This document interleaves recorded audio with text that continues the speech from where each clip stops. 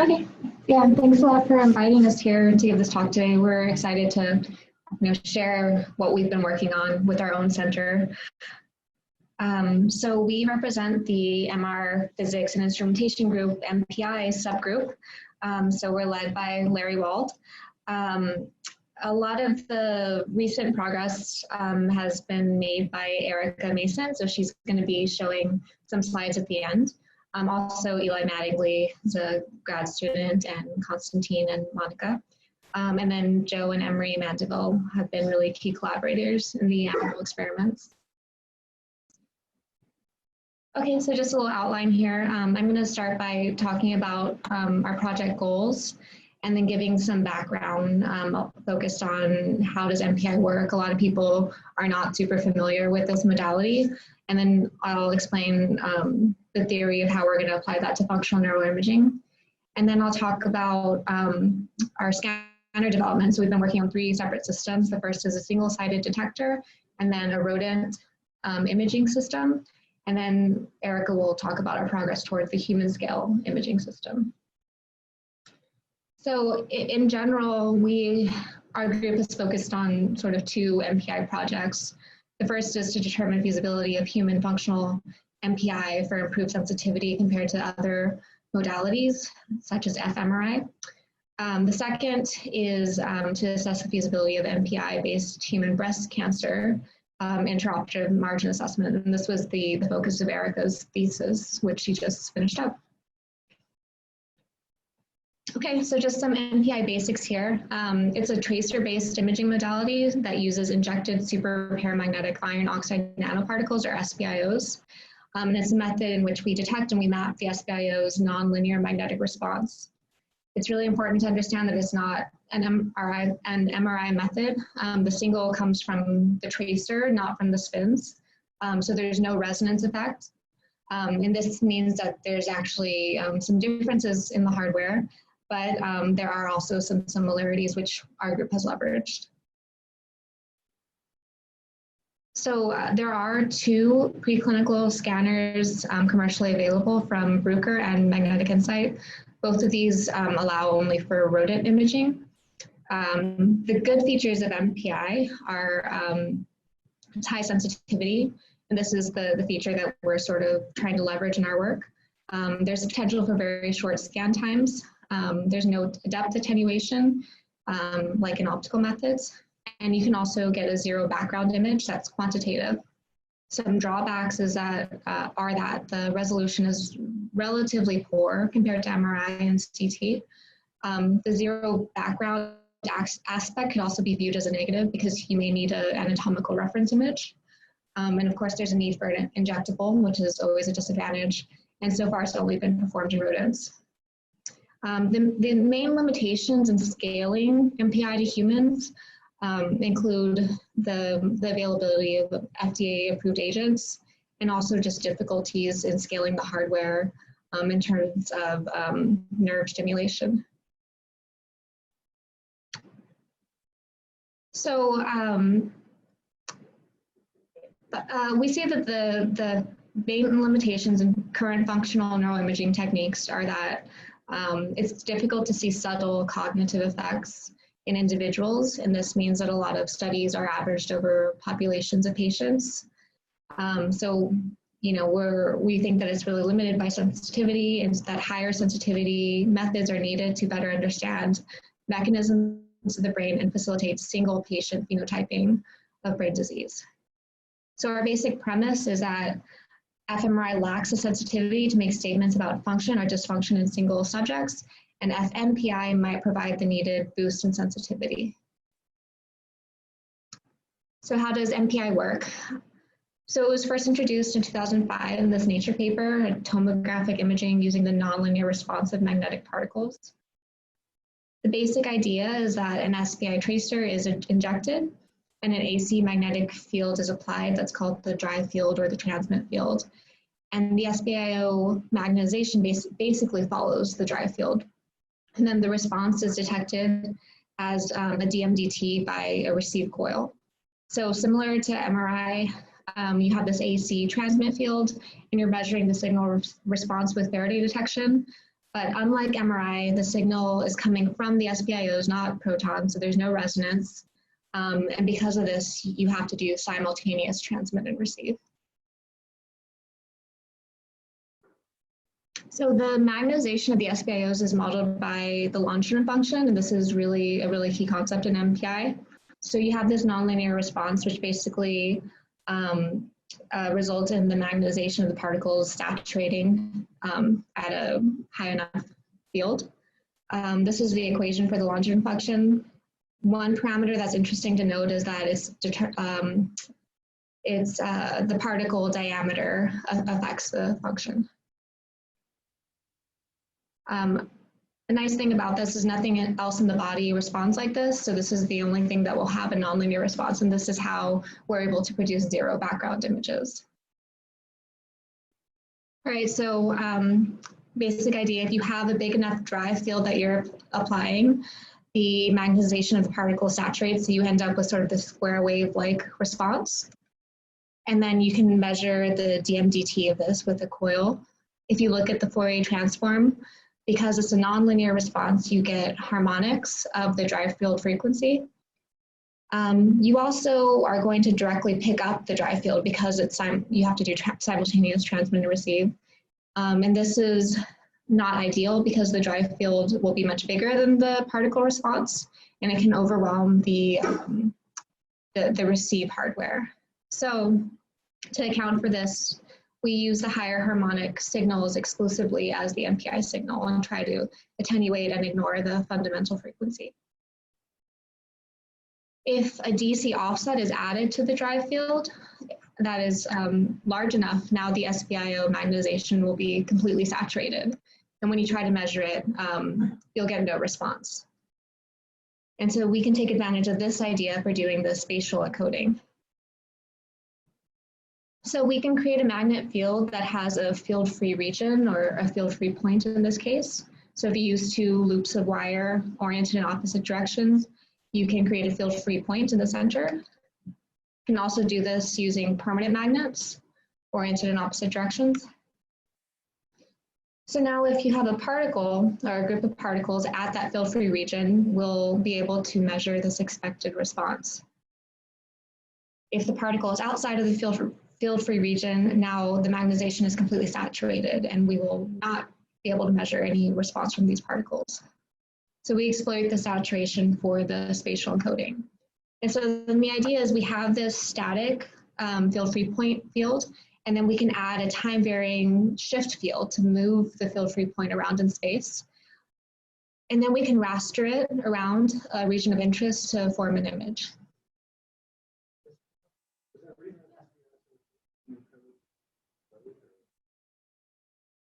Well, you can do a line, which is what I'm about to talk about. It's not possible to do a plane, though. Yeah, so we can also do a field-free line instead of a field-free point. So in this case, we can sweep the line across a region of interest, and then we would acquire projection. And then you can rotate this and acquire projections to do projection imaging, much like CT. And then to reconstruct the image, you can use techniques similar to CT as well. And this is preferable. It's what we're doing because it's been shown that you can image with higher speed and higher SNR compared to the field-free point method. So a little bit about resolution. The resolution depends on both properties of the particles and also the gradient that you create with your field-free region. And so far it's been shown to be the lowest resolution that's been shown experimentally has been about 0.5 millimeter in phantoms. So the part that's dependent on the particles can be characterized by the longitudinal function. So in this case, the longitudinal function is specific to the SPIO that you use, and it basically determines what the saturation field needs to be. And then you can, if you look at the derivative of the longitudinal function, you get a basic PSF of the SPIOs that's characteristic to your particles. The field-free line or field-free point gradient is the field distribution, shows the field distribution that determines the distance from the field-free region in which you get saturation of the particles. So you can see how combining these two things will lead ultimately to the resolution. So a little bit about the sensitivity. The real motivation for using MPI is the promise of higher sensitivity. And this comes from the fact that the signal source in MPI is the SBIO magnetization, which is 7 orders of magnitude greater than the magnetization of protons in MRI. Of course, in MRI, the concentration of protons will be much higher than the injected SBIOs. But with relevant SBIO doses, this should still provide a significant CNR benefit. And as low as 5 nanograms of iron has been detected in MPI, and also in another experiment, as low as 263 picomolar has been detected. Yeah.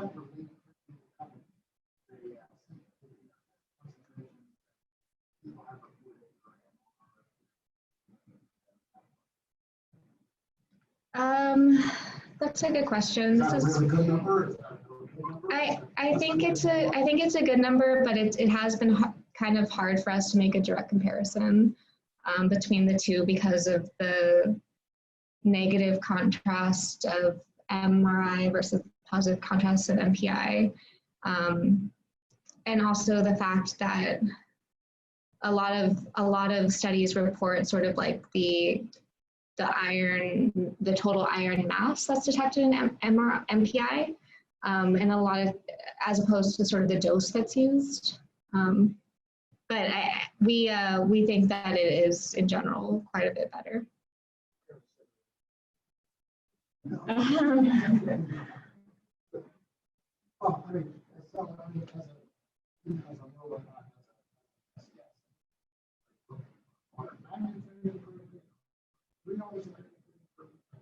Yeah. Well, so for the functional imaging, we're hoping for an order of magnitude improvement. Yeah.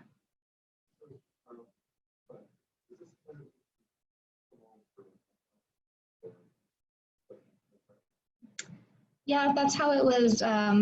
This is how it was represented in the reference that yeah.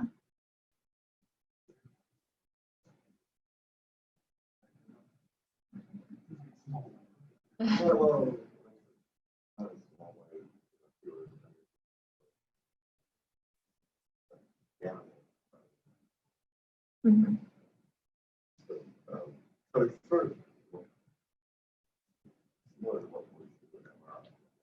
Okay.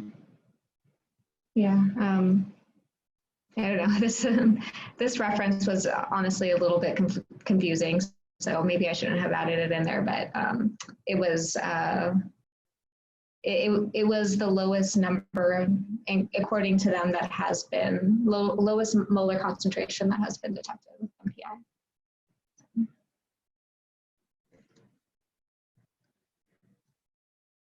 Okay, so about the particles, so it's been sort of assumed by the MPI community that an ideal particle size is a 25 nanometer iron oxide core. And if we look at smaller particles, the problem is that the Langevin curve is not as steep. And so what this means is that the particle is saturated at a much higher field. And this translates to a wider point spread function. And this means that it will result in lower resolution or worse resolution and lower signal. So in contrast, you would assume that bigger particles are a bit better. But if you look at particles with the diameter greater than 30 nanometers, these will have a steeper Langevin curve, but these larger particles essentially become sort of sluggish. So there's a time delay in their response to the dry field, and they're dominated by this Brownian relaxation time. So this relaxation time is proportional to the hydrodynamic volume of the particle, and it's also related to the viscosity of the environment. But what it means is that these long relaxation times translate to a lag in the SBIO magnetization response to the dry field and low signal and poor resolution. So we've kind of assumed that 25 nanometers is the ideal size at this point.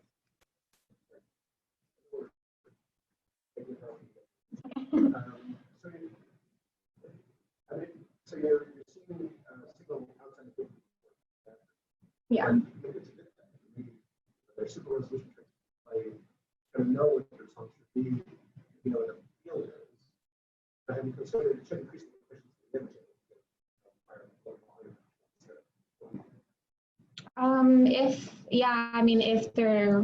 If they're sort of efficient, you know, sufficiently encoded to determine the differences between the response, maybe it's possible. Yeah, I mean, that's, I think that, you know, sort of there's like model-based reconstructions that could take advantage of that sort of thing, as opposed to some of these other reconstruction methods that basically just maps the field-free point to location to the signal.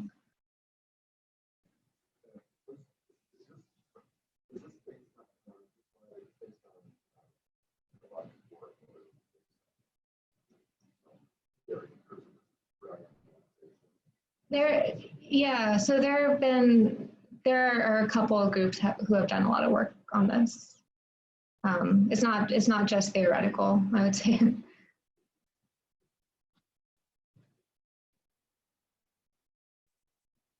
Okay, so there are a few different agents around the world that have been approved for human use. In the US, the only FDA approved agent that is relevant to MPI is ferumoxytol. The problem with these particles is that they're actually, on average, much smaller than the ideal size, and this should lead to about a 10 times lower signal than the ideal particles. But there are pretty nice commercially available particles that are good for preclinical studies that have this ideal size. They're generally detector encoded for biocompatibility, and the blood half-life in these particles varies a lot. We've seen anything from about 5 minutes to an hour in rats. We've used both of these particles, so from Ocean Nanotech, and also Vivotox, which is basically a rebranding of Resistive, and Erica will be showing some results with those particles later. There's definitely an opportunity, though, still for optimized MPI particles. And so what we're looking for with these particles is that steep magnetization curve that should lead to better resolution and a low relaxation time and a long blood half-life. There's also opportunity to use targeted nanoparticles, so labeled to target specific cells. An advantage potentially could be that lower doses might be needed compared to MRI, and that we could obtain quantitative measurements with MPI of these particles. I just wanted to give you like a little bit of flavor of other work that's going on in MPI. A lot of work has been done by the group in Berkeley. So they've constructed field-free point and field-free line scanners with high gradients. Some groups have worked on tumor imaging, so looking at tumor xenografts with passive targeting, and also there's been at least one paper looking at active targeting. Cell labeling and tracking has been another focus. And the nice thing about this is that you can quantify the number of cells because of this linear relationship between the MPI signal and the number of cells, or the actual mass of the SBIOs in the cells. And there's been quite a bit of work on vascular imaging. So this one group shows in vivo measurements of the beating mouse heart. And there's also been a recent paper for this low resolution bedside MPI device for human cerebrovascular monitoring, which is pretty interesting. So our theory for applying this to functional neuroimaging: local CBV changes with neuroactivation. If we can acquire a delta CBV image, we can show the active parts of the brain in response to stimulus. Basic ideas: in a voxel, the blood vessels swell by about 20% in the activated region.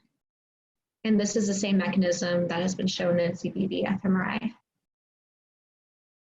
So if we use the SBIOs as a blood pull agent, if we look at that same voxel where the blood vessels are swelling, the number of particles within that voxel will also increase by 20% in the activated region. And so delta CBV will be directly proportional to the change in the number of particles. And with MPI, we can form a direct image of this change in particles. So this is a proven contrast mechanism in fMRI. So for example, this work shows contrast-enhanced functional blood volume imaging using ferrum oxytol.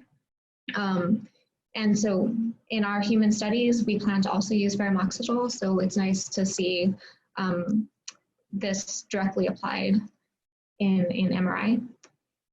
The key differences between fMRI and fMPI are in fMRI, it's an indirect measure of the particle concentration via its effect on the relaxation time constants of the protons. And in fMPI, it will be a direct measure of the particle concentration with a higher magnetization signal source. So an overview of the fMPI project. So we want to replace the indirect detection of iron in fMRI with the direct MPI detection and reap the sensitivity benefits from the larger magnetic moment. Our goals specifically are to develop an fMPI rodent scanner and demonstrate fMPI in rodents, and then develop a human scale scanner and demonstrate MPI and fMPI in non-human primates and in humans, and characterize the sensitivity and spatial resolution in each and test if resting state fMPI might be feasible.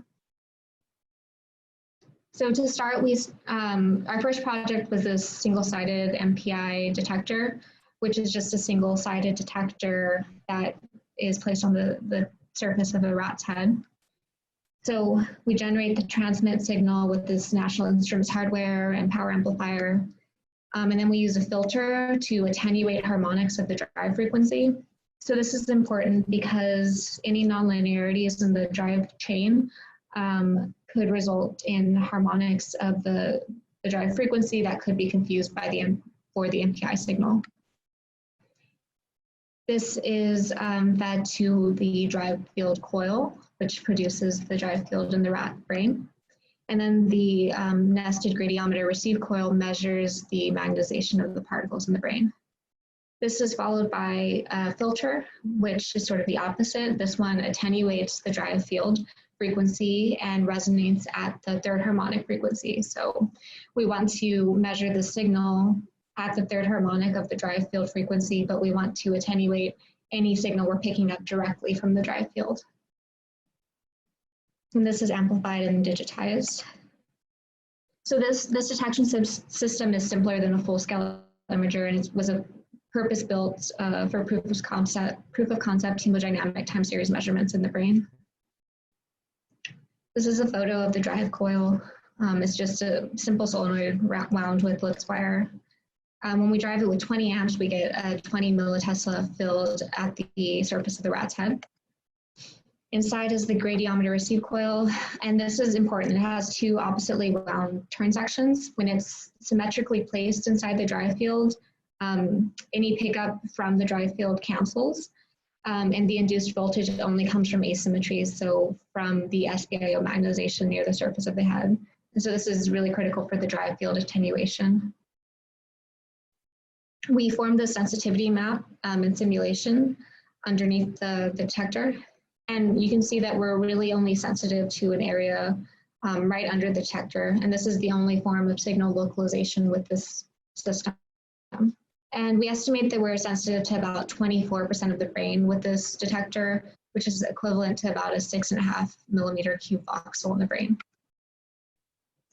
Some photos of the full system here. So this is the drive coil. There's a phantom here with the SBIOs. And inside is the gradiometer receive coil, which achieves an attenuation of about 80 dB. Here's a demo. So you can see when we move the phantom close to the detector, we see an increase in the 75 kilohertz signal. And then we just tracked this signal as a function of time in our time series data.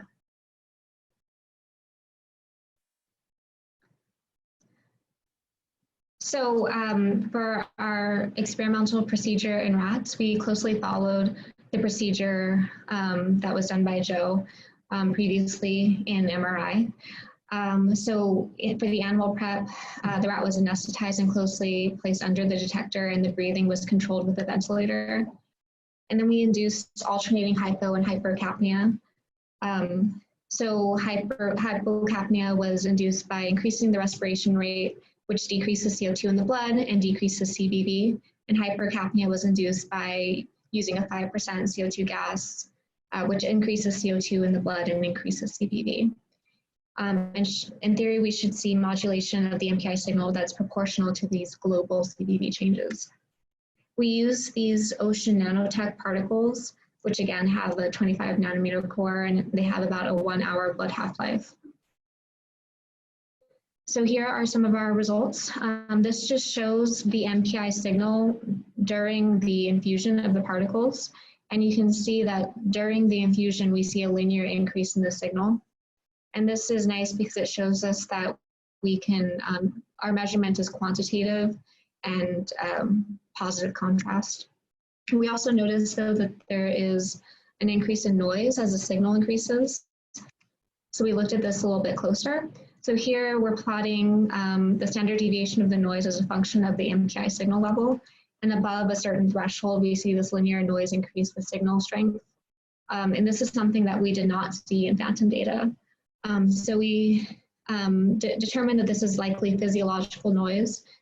So this is some signal modulation by an uncontrolled physiological process. These are the results of the hypo to hypercapnia experiment. So in purple is hypocapnia.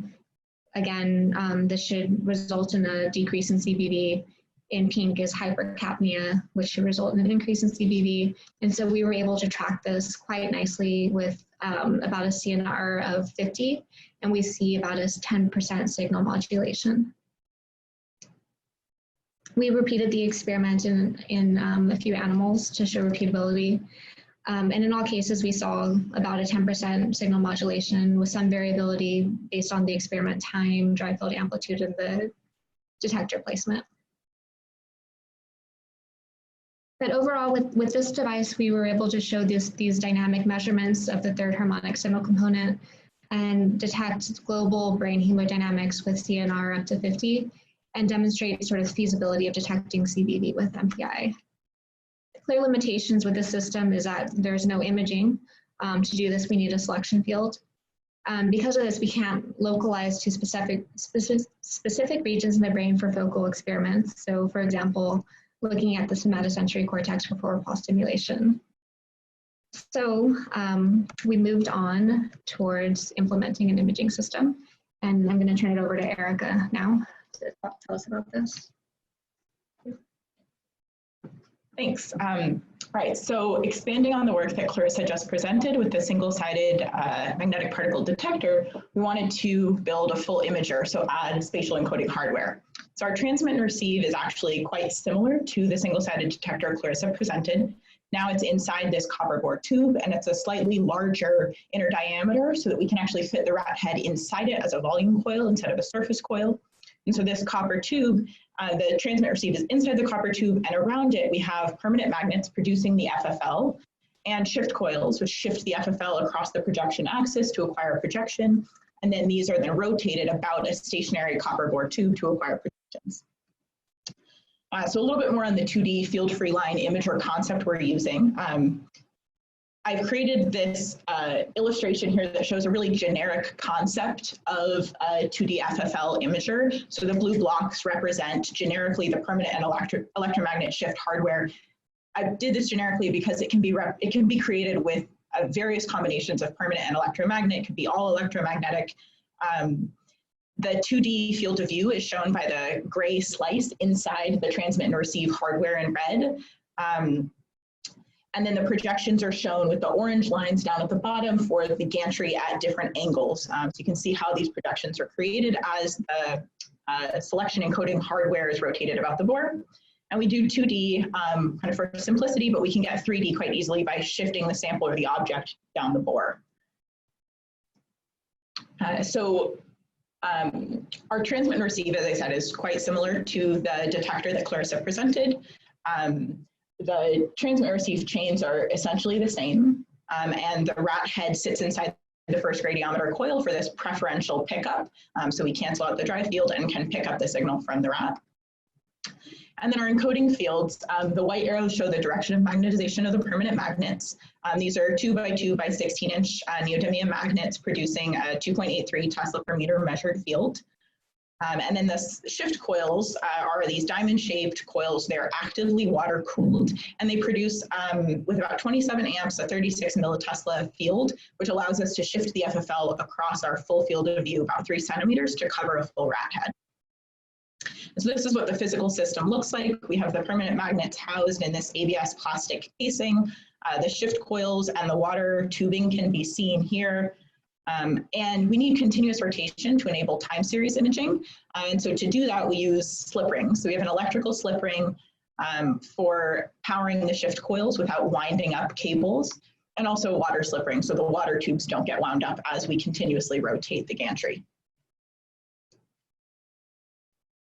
And then here's an image photo of the system if you step back a little bit more, and we can see from this view, we have a track and bed that extends out of the copper tube so that we can put our sample or our rat onto this bed and use a small stepper motor to move it along the bore to the desired location. And then we use a laser and a camera to kind of choose the right slice when it's outside the bore, and then use this motor to step it into the correct imaging slice. And this is a CAD rendering of the full imager, so you can also see the copper box that we have in the back, which houses the receive chain and shields it. The transmit filter shielded in an aluminum box sitting on top of that. The larger stepper motor we have for rotating the gantry is mounted underneath the table. We also have a big water reservoir that carries the cooled water for cooling our shift coils. And here's an example image. So I created a phantom. It's this letter M. We essentially cut out a groove for the letter M and then fill it with some desired dilution of SPIOs. And the top row shows the raw data, so both as stacked projections and represented as a sinogram. And then the second row is a baseline corrected version of that. And then on the right is the inverse rate on reconstruction, which we do as a really quick online reconstruction. So I want to show a video here of the imager working. Of course, you're all welcome to come across the street and see it in real life. But here's an example where we have 3 letter phantoms now, an M, a P, and an I, and I've stacked them up so that they're each in their own slice along the board. And in between each image, the stepper motor moves the bed along to the next slice. So we'll take one letter at a time. Just want to explain it first because it happens pretty quickly here. So we're doing a 5-second image. You can see in the bottom left, we're building up the data. It quickly online reconstructs the M, and then that brief pause between images moved the bed down to the letter P. Same thing happens, and then finally for the letter I. And so that data then can be reconstructed in a couple of ways. The top row, so top and bottom rows are the exact same raw data, 2 different reconstruction methods. The first one is our quick online inverse radon reconstruction, and the second row is reconstructed with a model-based preconditioned conjugate gradients method. And this is kind of an active area of research. There's a lot of potential ways we could further improve this. To address the sensitivity and spatial resolution of our system currently, I took images with a couple of different low concentration phantoms. So I have 100 nanograms, a 500 nanogram, and 50 nanograms of Vivatrax in these small glass bulbs. And then normalizing each of those by concentration and by imaging time, we get a sensitivity of SNR of 5 per 100 grams of Vivatrax in a 5-second image. And then to look at spatial resolution, Clarissa mentioned previously that our spatial resolution is dependent on 2 things primarily, our gradient strength of the FFL and the nanoparticle properties, so the transition width of the Langevin curve. So this is dependent on the different nanoparticles. It's not completely straightforward to pull out a native resolution for our system, so we've been working on that. Our best estimates right now, if we look at a single projection and look at the full width half max of this projection and take into account the size of the object, we estimate about a 2.5 millimeter spatial resolution, but we're currently working on better quantifying this for our system with spatial resolution phantoms. And we also took some low concentration letters, so the same MPI letter phantoms, this time filled with a much lower concentration, so low that you can almost not make out the letters visually to the eye, but we can see that with 20 seconds of imaging, we can make out the MPI letters in MPI images with quite high SR. And so then moving on toward rodent fMPI with this small bore imager, we have this rodent bed and track, which secures the animal and slides it down the copper tube bore. On the left, I've shown this without the copper tube, so we can see how the head could get placed right inside one of the coils. And on the right, a photo of the system where we've subbed a stuffed rat for illustration purposes. And then our experiment is the following. We took, at least for our initial experiments, we kept a duty cycle of about 50% because those shift coils do heat up quite significantly. We took 3 sets of continuous 5-second images and then left a 15-second cooling pause. And then during this, on a much slower, with a much slower frequency of alternation, we have alternating hyper and hypocapnia. So essentially the same animal prep and functional activation paradigm as what Clarissa presented. And this is our very, very initial results. So what we see in the center is a kind of resting state MPI image. And we've outlined in the dashed line where we expect the brain is. And then in a single voxel, the small square inside that dashed line, we've plotted over time the signal intensity for that voxel. So that's the plot on the right. And so you can see that in the regions shaded in gray, which is the hypocapnia, the signal is decreasing as we would expect and increasing during the periods of hypercapnia. And so what you'll notice here is that we do have this really large high signal intensity region. And we believe that that's probably a really large blood vessel that's just out of slice of the brain slice that we're looking at. And so our current work is improving our image reconstruction because we understand now that we have these through plane interference effects. So signal from just outside of your 2D slice is getting picked up and considered as part of your the data that's being reconstructed. So we want to implement a generalized 3D reconstruction, and working toward this, we're looking at what this sensitivity looks like. So here I've got sensitivity maps along the bore. So the red shows the transmit coil and the gradiometer behind it. And I've simulated what the MPI signal would be for every location in this field of view. And we can see that there's not just one slice that's picked up. You can pick up signal from just outside of that slice. So we're working on taking that account into our reconstruction. And so then moving from our rodent toward human fMPI, essentially we have the same imager concept. And you can see they both have this copper tube bore, a rotating gantry with permanent magnet FFL.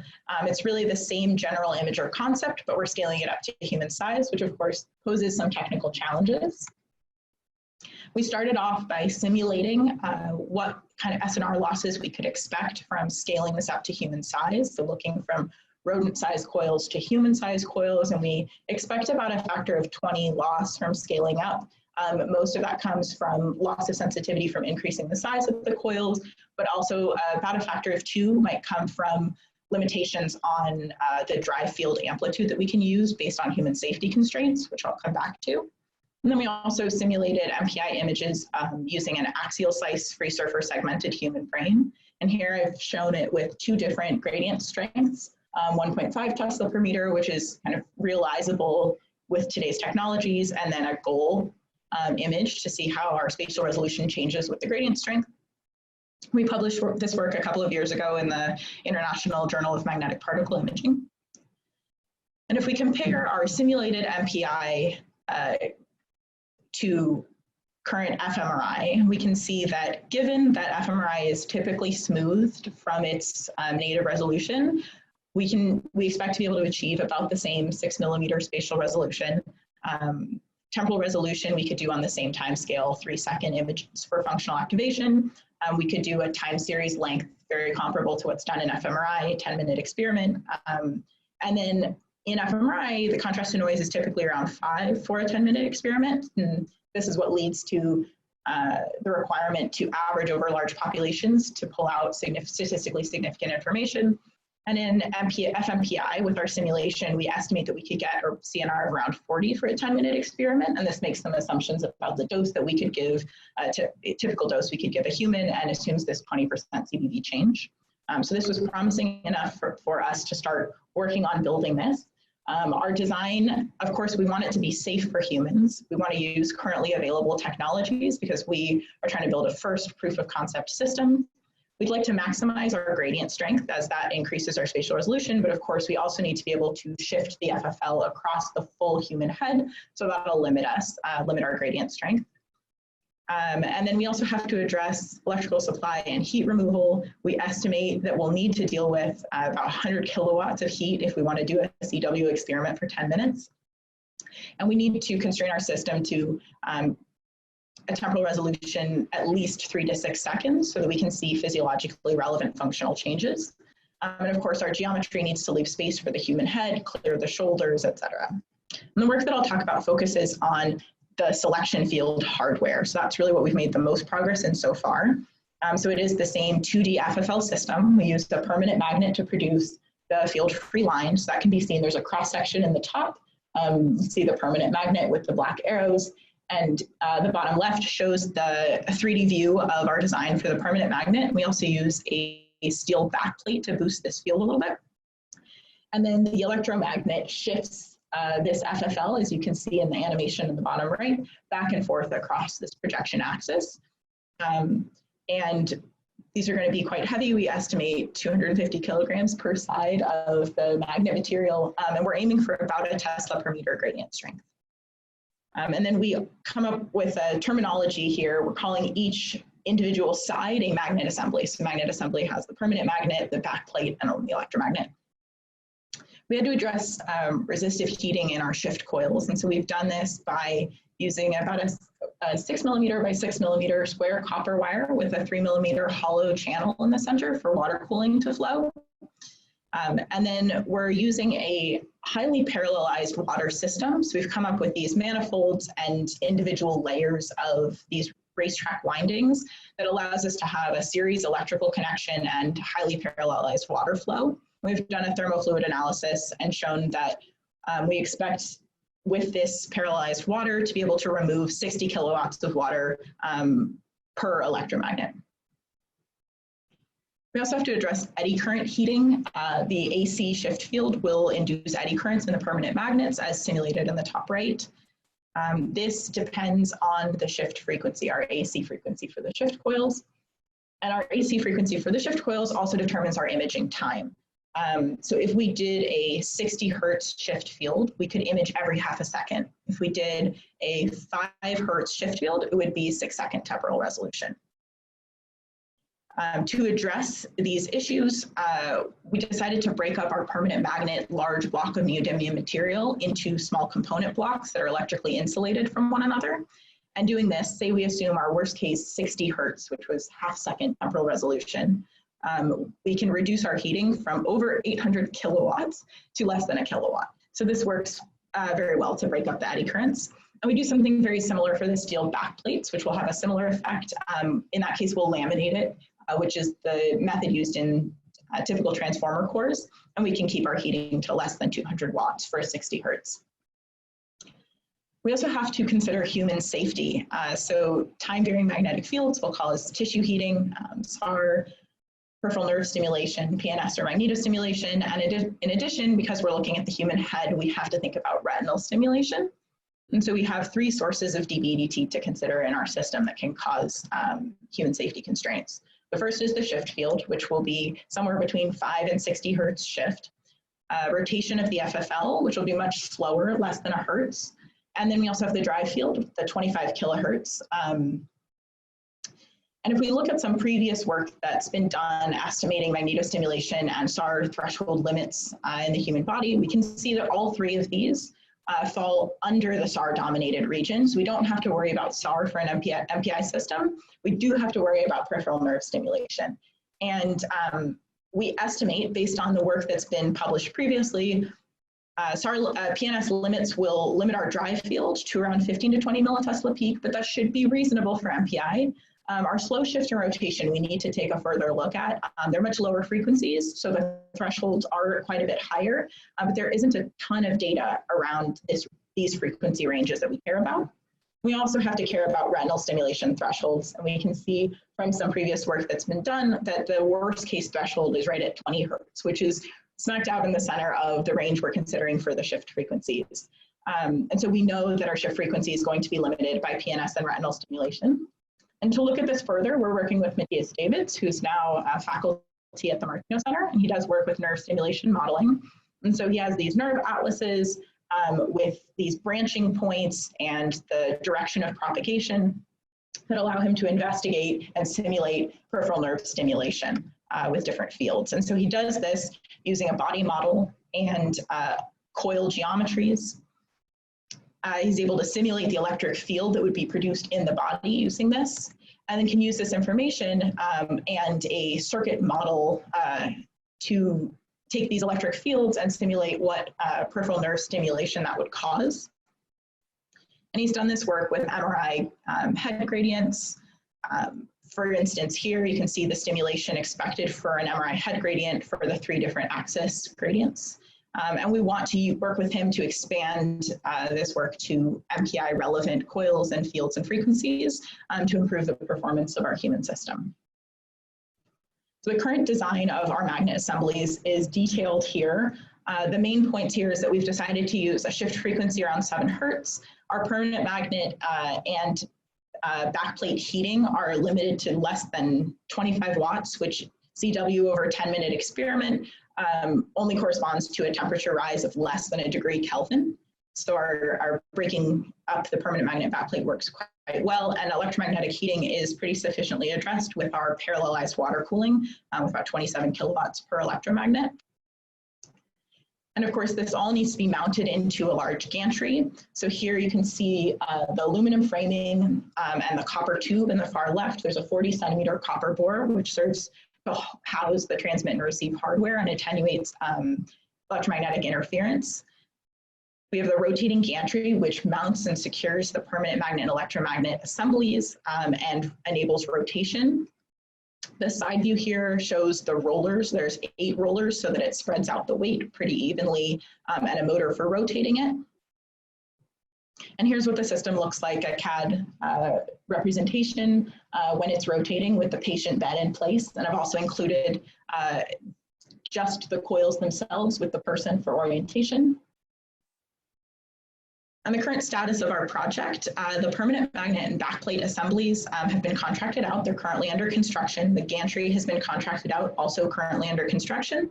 The electromagnets, we're actually winding them in-house. We actually just wound our first one, thanks to Monica, with this custom magnet winding jig that Monica and Eli have developed. Our electromagnet amplifiers are going to be from IECO, and those have been purchased. And we're in the process of working on the transmit and receive chain, so scaling that up from what we have for our rodent system. So in conclusion, we're working toward functional magnetic particle imaging. The clinical utility of functional magnetic resonance imaging is limited by sensitivity, and we believe that fMPI could provide a significant CNR boost. And in the steps we've taken toward achieving these goals is we've first shown that MPI can measure CVV changes with high sensitivity using the detector, which Clarissa presented. We've shown our very preliminary work with delta CVV images with our dedicated rodent fMPI imager. And we're working toward developing the first human scale or non-human primate scale fMPI imager, which is now under construction with the goals of demonstrating high CNR, non-human primate, and eventually human experiments. And in human, we would be using ferumoxetol as a contrast agent. So that, I would like to thank you very much for your attention. Thank you to our funding sources, our MPI team, and the Martinos Center.